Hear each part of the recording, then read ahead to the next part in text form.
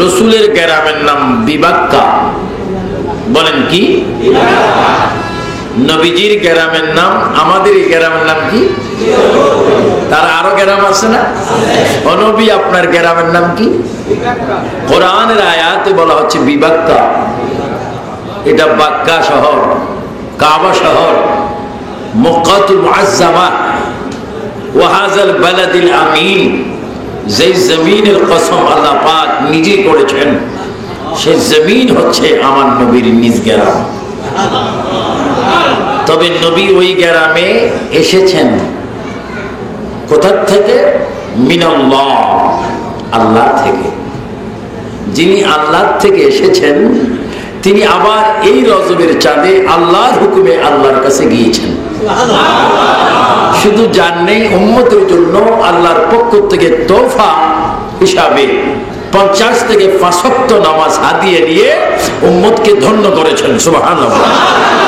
প্রথমে ওয়াদা হয়ে যাক, আমরা নামাজ চাই কিনা?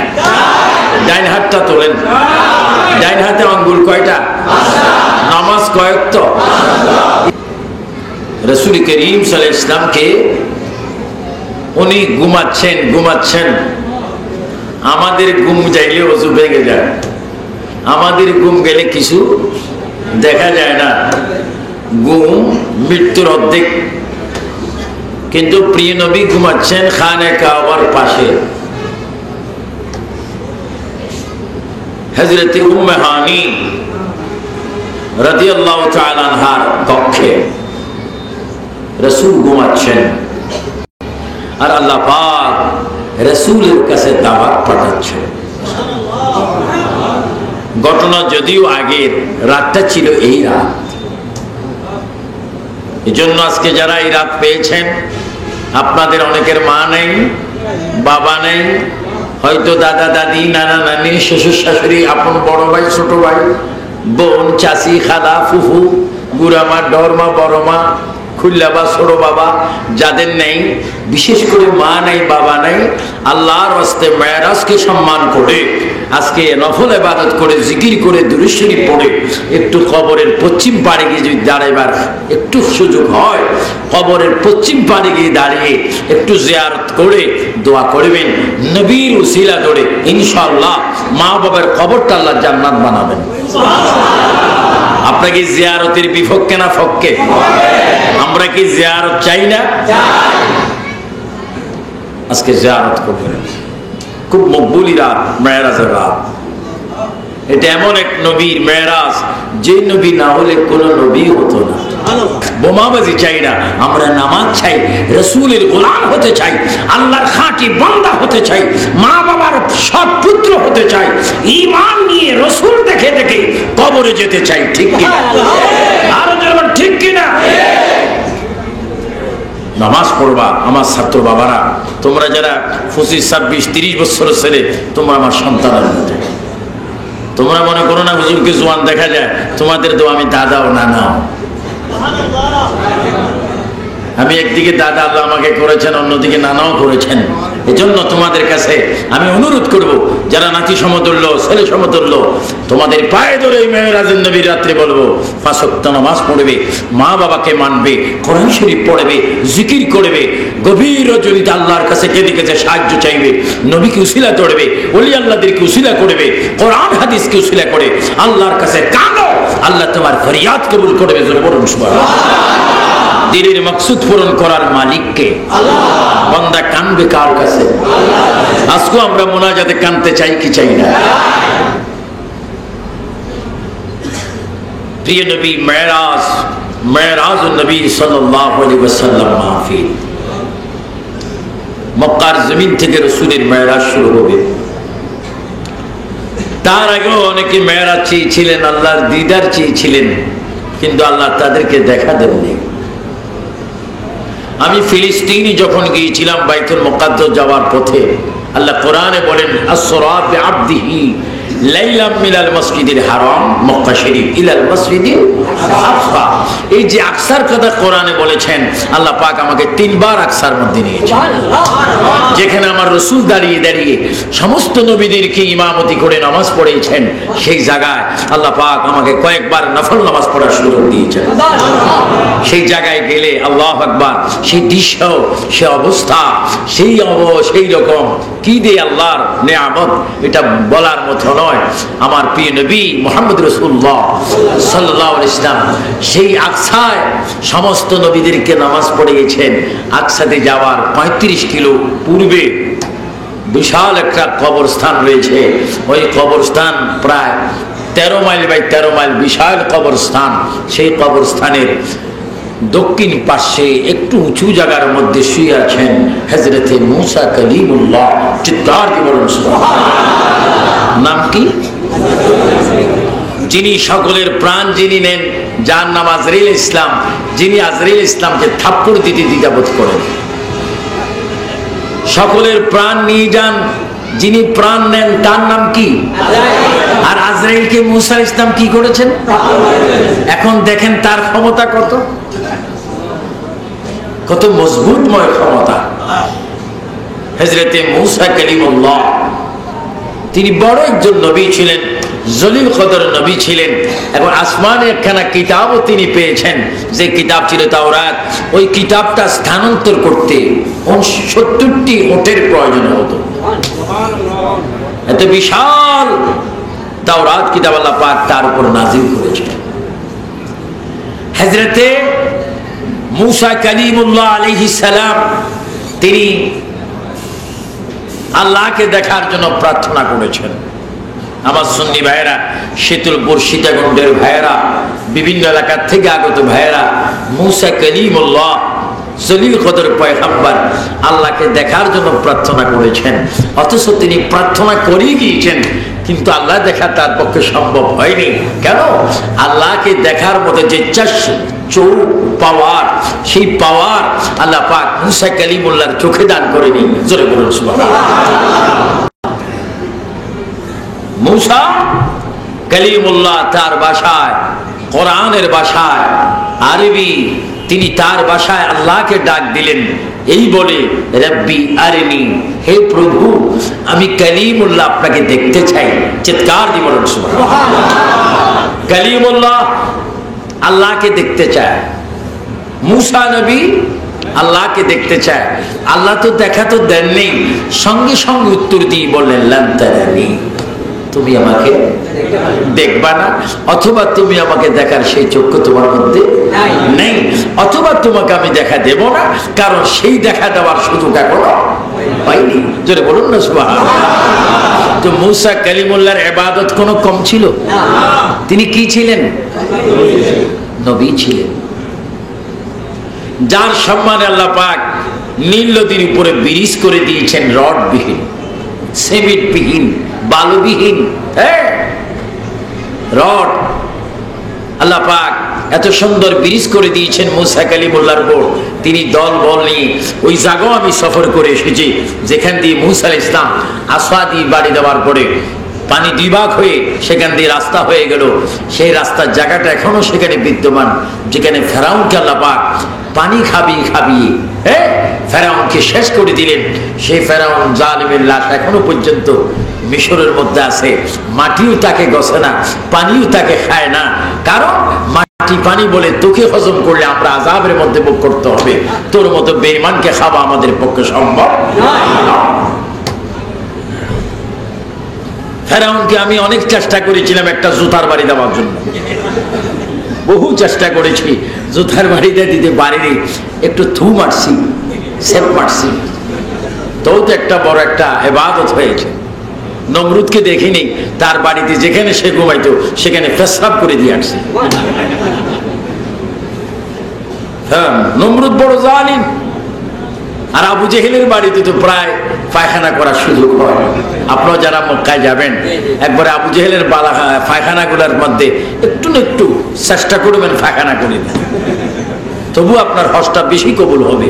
জানলা রে, আবু জেহেল তো আমার নবীকে কষ্ট দিয়েছে, সে নবীর শত্রু, তার বাড়িতে একটু পায়খানার জন্য আমি বেশি করতে পারি, সে ক্ষমতা দান করো। আমিন বলে না আমিন। কার বাড়িতে? এটা কি ভালো না খারাপ? আরো জোরে বলুন কি? তো যারা খারাপ ইতিহাস অর্জিত করেছেন তাদের পথে যারা আছেন তারাও খারাপ, তারা কি শাস্তি পাবে না, তে মুক্তি পাবে? এটা খেয়াল। মুসা কালিমুল্লাহ, মুসা কালিমুল্লাহ বললেন রব্বি আরনি, আল্লাহ পাক বললেন লান তারানি। দেখেন মেরাজ কত প্রত্যক্ষ। আমার নবী এই রজনীতি উদ্দেশ্যে ভ্রমণ করেছেন, আল্লাহর দিদার গিয়েছেন, রকেট বিহীন, প্লেন বিহীন, ট্রেন বিহীন, উড়োজাহাজ বিহীন, কার বিহীন, মাইক্রো বিহীন। মুসা কালিমুল্লাহ তিনি নবী ছিলেন। মুসা কালিমুল্লাহ জগৎবাসা, জগৎ বিখ্যাত একজন নবী ছিলেন, যার উপর আল্লাহ তাওরাত কিতাব নাযিল করেছেন। তিনি কেঁদে কেঁদে বলেছেন রব্বি আরনি। এমন একটা জায়গায় তিনি কেঁদে কেঁদে বলেছেন গুফতে মুসা বা খুদা দর কোহে তুম, গুফতে মুসা বা খুদা দর কোহে তুম, গুফতে মুহাম্মদ বা খুদা দর আরশ নূর।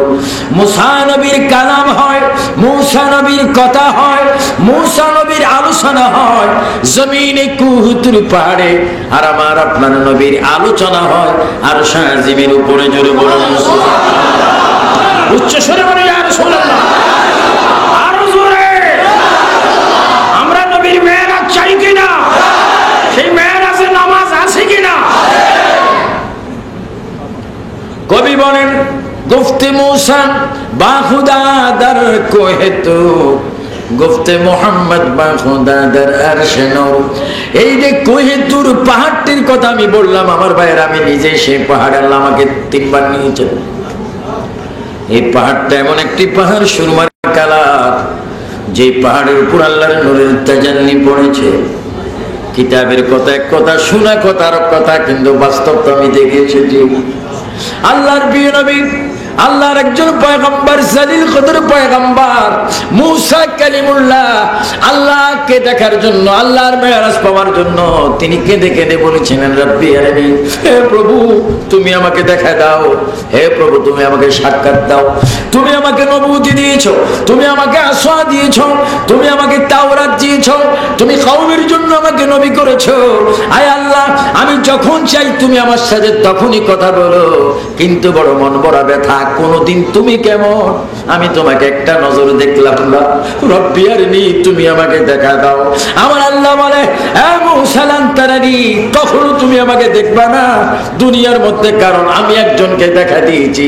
ওই নবীকে যদি তুমি দেখতে পারো, আমি আল্লাহকে দেখার সাথ হয়ে যাবে। জোরে বলুন আল্লাহু আকবার। মুসা, যদি তুমি আমাকে দেখতে চাও, আখিরি নবীকে তুমি দেখো। এজন্য রাসূল বলেছেন মান রাআনি ফাকাদ রাআ। রাসূল বলেন যে আমাকে দেখলো সে হক তাআলাকে দেখলো, যে আমাকে দেখলো সত্যি আল্লাহকে দেখলো, যে আমাকে দেখলো সে স্বয়ং আল্লাহকে দেখলো। কারণ আনা মিরাতুল্লাহ, আমি আল্লাহ দেখার আয়না, আনা হাবিবুল্লাহ, আমি আল্লাহর দোস্ত। আমি এমন একজন দোস্ত যিনি না হলে আল্লাহ পর্যন্ত প্রকাশ হতো না। মুসা কালিমুল্লাহ একবার নয়, 2 বার নয়, 1000 বার নয়, 100 বার নয়, 1,00,000 বার নয়, তার হায়াতে একাধিকবার তিনি রব্বি আরনি বলেছেন। রব্বুল আলামিন বলেন মুসা রে, এতবার তুমি বলছো, একটা সন্তান যদি মাকে বলে মা আমাকে 5টা টাকা দাও, মা বলবে নাই, আবার বলবে 5টা টাকা দাও নাই, মা মা মা মা মা মা যখন বলে মায়ের কলিজার সেই বুড়ুর মধ্যে একটু টনটন করে ওঠে। জাদুর আর নিষেধ করতে পারলাম না, বাবা নে 5 টাকা নে, আইসক্রিম কিনে খা, চকলেট খা। আল্লাহ বলে বান্দারে, ও মুসা কালিমুল্লাহ যতবার বলেছো রব্বি আরনি, ততবার বলেছি লান তারানি, তারপরে তুমি রব্বি আরনি ছাড়ো না। মুসা রে, একটা শর্ত আমি তোমাকে দিয়ে দিচ্ছি, ওই শর্ত যদি পূরণ করো আমি আল্লাহকে দেখা তোমার পক্ষে সম্ভব হবে। রব্বুল আলামিন তুমি আমাকে কি শর্ত দিচ্ছ? এই মুসা কালিমুল্লাহ, তুমি কুহুতুর পাহাড়ে আসবে, আসার পরে আমি 70,000 নূরের পর্দা থেকে জাররা পরিমাণ নূর আমি কুহুতুরি পাহাড়ে নিক্ষেপ করব। ওই নূরের তাজাল্লি যদি তুমি সহ্য করতে পারো, আমাকে দেখা তোমার সম্ভব হবে। জোরে বলো আল্লাহু আকবার। 70,000 নূরের পর্দা থেকে জাররা পরিমাণ নূর শীতলপুর সীতাকুণ্ড নদী সাগর এলাকা অনেকে গড় আছে, বেড়ার গড় আছে না? সোদের দিকে কি বেড়া? আরে বাবা, আমাদের জন্ম হয়েছে হরু ওই পাটের পাট পাট পাট গাছকে আপনাদের দেশে কি বলে? পাট গাছ। আর পাট যখন নেয় ওটাকে কি বলে? পাটখড়ি। সিটাঙের ভাষায় বলেন না, এটাই না ভালো লাগছে। অম্বডি। ফাট নেওয়ার পরে কি? অম্বডি।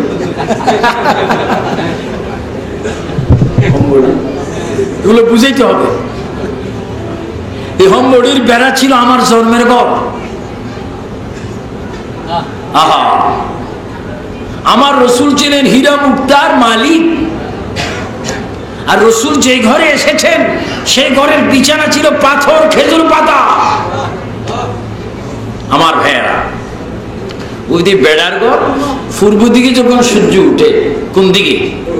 পূর্ব দিকে যখন সকালবেলায় কি উঠে, তখন ওই বেড়ার ঘরের ছিদ্র দিয়ে চিকন চিকন কি হয়, কিছু আলো ঢুকে। আলোর ভিতরে আবার কিছু পিপিলিকার ফায়ের মতো ফিল করে, ঠিক কিনা? ওই ফিলকে যদি 70 ভাগ করে একটাকে 70 ভাগ করে 69 ভাগ বাদ দিলে এক ভাগের নাম জাররা। সুবহানাল্লাহ। আর একটু জোরে বলেন না। আল্লাহ বলে, মুসা, জাররা পরিমাণ, ওই জাররা পরিমাণ নূর আমি কুয়েতুর পাহাড়ে নিক্ষেপ করব। সেটা যদি তুমি সহ্য করতে পারো তাহলে আমি আল্লাহকে দেখা সম্ভব হবে। জোরে বলুন সুবহানাল্লাহ।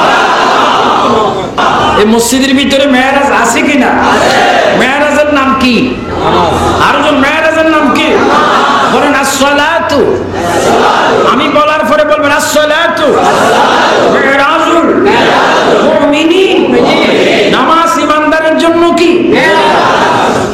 আমিন।